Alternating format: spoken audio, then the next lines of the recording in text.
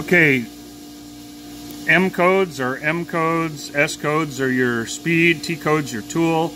Q instructions are, for instance, popping this thing out to find the end of a part so you can put things in the chuck without necessarily knowing how deep they are in the chuck. That's in the book. That requires G-code programming to the best of my knowledge. I never was able to do that in conversational. It may work in conversational, but I just never got that far. And you've got other things here, tool management, that's where all your grinding wheel stuff, and you can have wheels with different codes that are off, so you can put a new wheel in, and if it's been used before, you can pull up the stuff, the measurements again, and not have to start at ground zero for every wheel.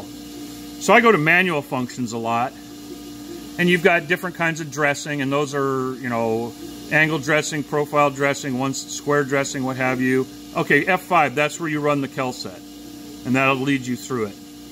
Cylinder manual is what I use a lot. Now I'm going to push enter, and it's going to start with, it's going to have X and Z positions. You basically put the thing where you want it, and let's see, we're going to put tool 1 back on again, and we're going to turn our spindle up.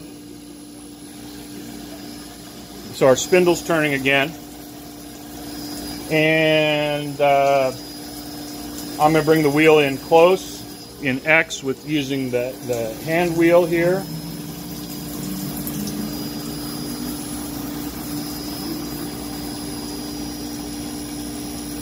And we were at 0.74. I'm got a ways to go here. So it depends on how bold you are, how close you want to put this on a new part or not.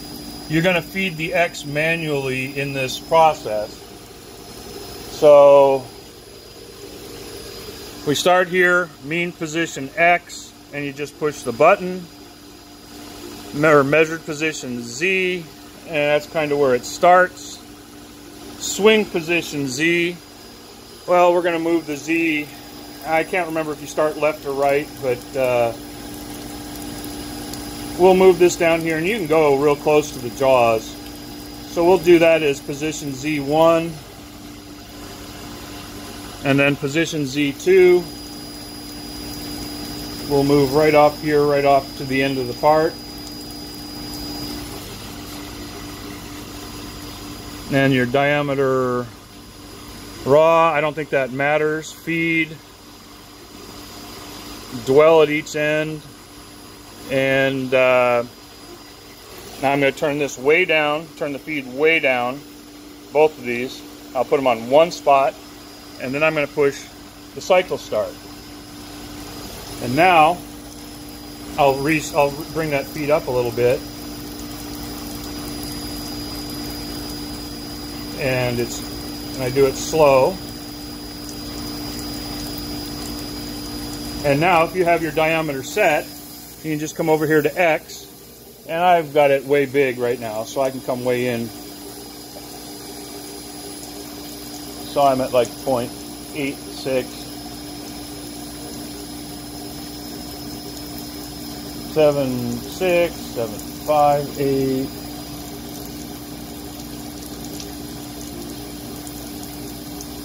7.59, 7.58, 7.48, so it's touching the part that wasn't ground before. Now you can run this feed up, and then if you select the middle one, I think it's 1,000th at a time.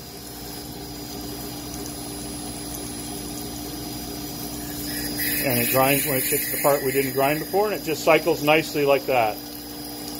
Real easy. Pauses at each end.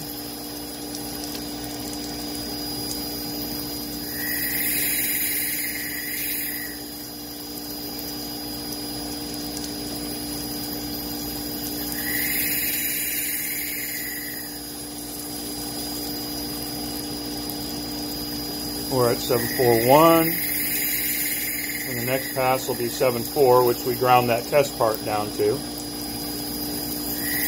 And there's 7.4. As you can see again, it's doing the, when is moving off to clean, it does that. And when it's grinding new metal, it does that. So you can let it spark out until there's no more red, and then your part is pretty much finished. Now there's also a cylinder automatic here, which if you're doing repetitious parts, basically sets up the same way, and but it allows for you to start up and basically feed, and it controls the X feed for diameter as well. So you'll end up setting a same thing, but you end up setting a final X diameter based on what you've set in here. Hope that helps.